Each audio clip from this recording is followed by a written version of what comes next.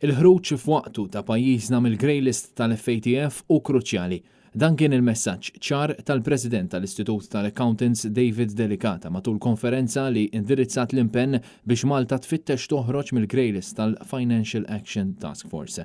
Delicata spjega li din hi waħda mill-prijoritajiet tal-Istitut u ilha hekk għal dawn l-aħħar xhur, dan wara li l-Istitut tal-Accountants anke preżenta rakkomandazzjonijiet fosthom biex isiru il-leġiżlazzjonijiet u r-regolamentazzjonijiet ġodda. Madankollu, il-President tal-Istitut qal li għandu jinstab il-bilanċ meħtieġ għax ma jistax ikun li n-negozji jkunu mobbija b'ħafna regoli u burokraziji. Malta ġiet greylisted f'Ġunju li għadda u mal-ewwel bdew jinħassu effetti fuq diversi livelli, fost l-oħrajn it-trasferimenti bejn il-BOV u l-HSBC qed jesperjenzaw dewmien ta' ġimgħa sabiex jgħaddu l-flus.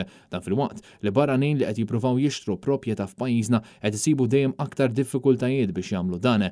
Intant, il-kap eżekuttiv tal-istess Istitut tal-Accountants, Marija Kawkidelija, qalet li qed jisimgħu lill-accountants membri fost ħidma ma' diversi awtoritajiet u stakeholders. Fil-fatt, il-Kumitat li jitratta l-ħasil tal-flus ħadem mill-qrib mal-FIU dwar aspetti varji fosthom proċeduri li qed jissuġġerixxu li jkunu implementati. Marija Kawkidelija spjegat li dawn għandhom jiggwidaw lill-accountants u l-awdituri fil-ħidma kontra l-ħasil tal-flus. L-Istitut organizza wkoll diversi sessjonijiet ta' taħriġ u diskussjonijiet fil-waqt li żied li l-kobor u suċċess tal-ġurisdizzjoni Maltija kien biss grazzi għall-isforz tal-partijiet involuti.